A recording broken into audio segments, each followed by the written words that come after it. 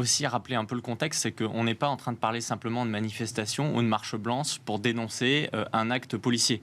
On est en train de parler quand même d'une résurgence d'émeutes qui ressemble vraiment à celle de 2005.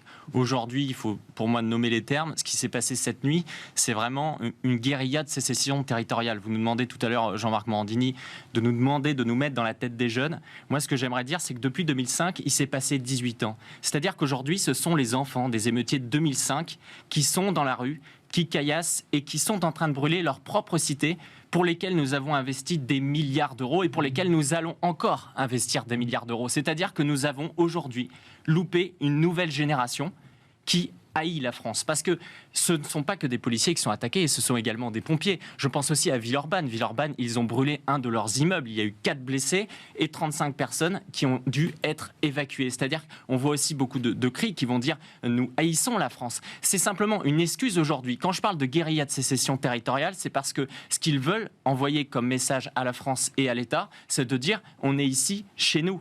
Vous ne pouvez pas venir. Et les policiers, aujourd'hui, justement, c'est ce qu'ils disent. Ils ne peuvent pas, il y a beaucoup de quartiers dans lesquels ils pourraient récupérer ces quartiers et on leur donne des conseils de ne pas le faire. Et ce qui se passe en ce moment, c'est une répétition générale. Parce que pour l'instant, on n'a pas vu de Kalachnikov, on n'a pas vu de fusils d'assaut, parce qu'il y en a énormément. De temps en temps, il y a des Kalachnikov qu'on voit. Mais ce que je veux dire, c'est qu'on est au stade 1, on est à 10% de ce qui pourrait se passer.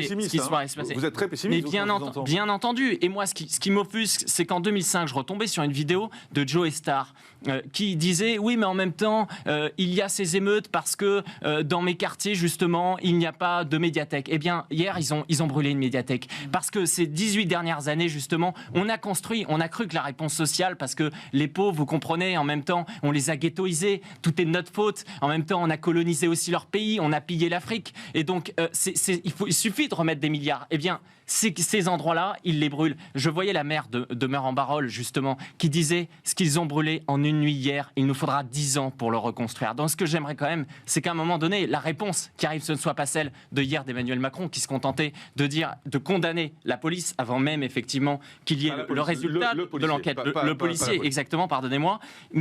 Et aujourd'hui, il s'est rétracté, il a condamné les violences, mais il devait le faire dès hier. Et ce que j'aimerais, c'est que la réponse, elle ne soit pas sociale, qu'on sache voir justement qu'il y a une sécession, pas juste de ces jeunes d'ailleurs qui vont brûler, mais des jeunes qui soutiennent sur les réseaux sociaux. Si vous regardez tous les commentaires, il y a beaucoup de jeunes qui restent chez eux et qui disent « voilà, c'est super, j'adore, c'est cool, etc. » Ça veut dire qu'ils aiment ça, ils ne sont pas juste dans la peine de